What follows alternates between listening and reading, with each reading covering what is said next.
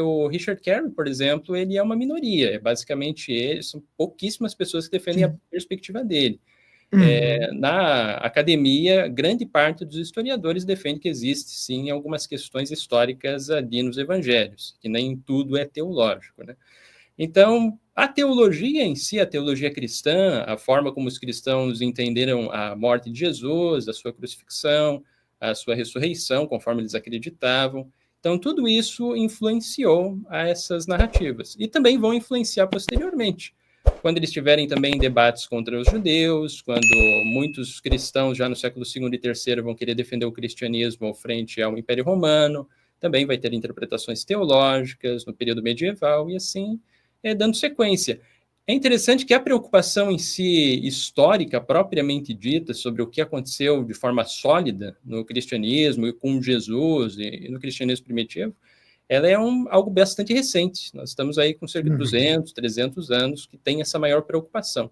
Antes disso, não se tinha essa divisão entre o que seria histórico propriamente e teológico. A maioria das pessoas compreendia que se estava na Bíblia é porque aconteceu, até que mudou gradativamente conforme foram avançando as novas pesquisas.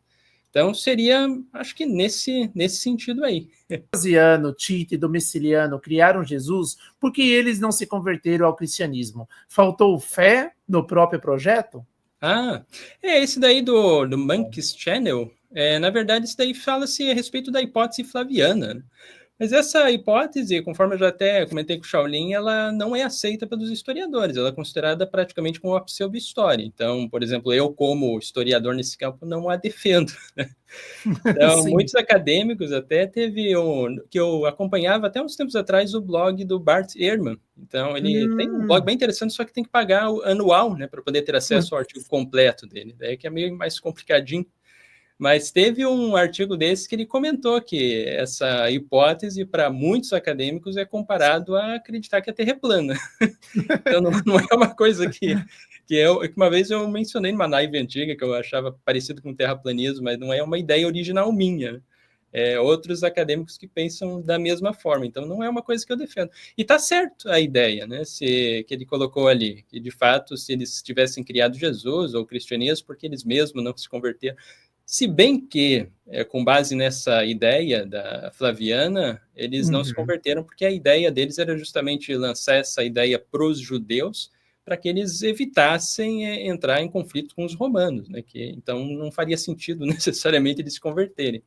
Mas seria nesse sentido, espero ter respondido ali essa pergunta. Não, legal. É o livro de Joseph Atwill, se não me engano, é O Messias de César, alguma coisa assim, César Messiah.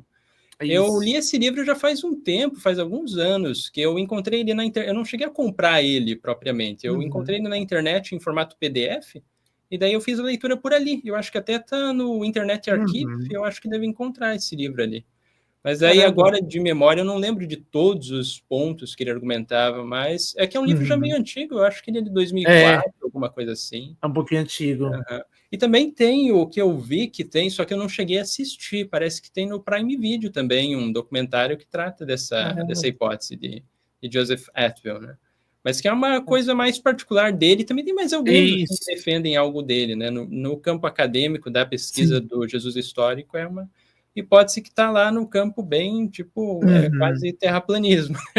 Mas é interessante conhecer, porque é o legal de conhecer isso daí, assim como eu acho até interessante, por exemplo, ver argumentos de pessoas que defendem teorias meio bizarras, assim, como, por exemplo, a própria ideia de que o homem não foi na Lua, essas coisas assim, porque ajuda a gente a refinar até o nosso próprio conhecimento mainstream, né? Aquilo que...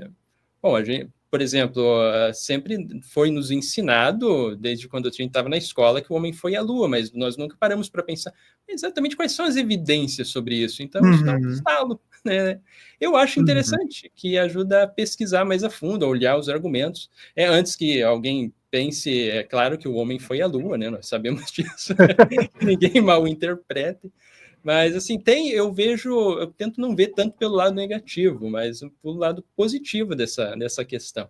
E a mesma coisa com miticistas, que defendem que Jesus não existiu. Eu acho interessante que existir essa ideia em si, porque ajuda a refinar até mesmo a perspectiva dos historiadores, a ver as coisas com uma profundidade que talvez, se ele não tivesse ninguém questionando isso, não seria Sim. tão pensado com mais profundidade sobre isso, né? Então, poderia ter uma possibilidade de ter um artigo acadêmico bonitinho, tudo com as informações e ter passado por pares para essa teoria funcionar ou não? Ou é mesmo assim descartada de todos os lados? ela é realmente toda descartada de todos os lados, porque ela não faz sentido com nada com o que nós conhecemos de história do cristianismo.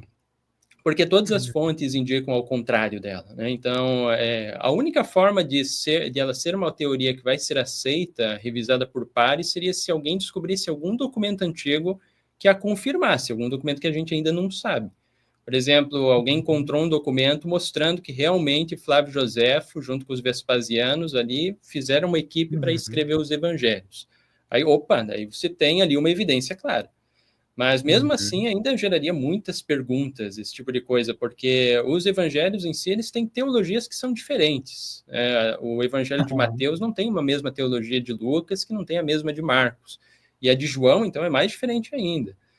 Nós ali no livro do Apocalipse encontramos em duas partes dele, se não me engano é Apocalipse capítulo 2, não lembro agora se é verso 13, também tem Apocalipse 6, verso 9, que menciona que os cristãos estão sendo perseguidos e mortos, que é uma coisa que também não faz sentido em relação a essa hipótese.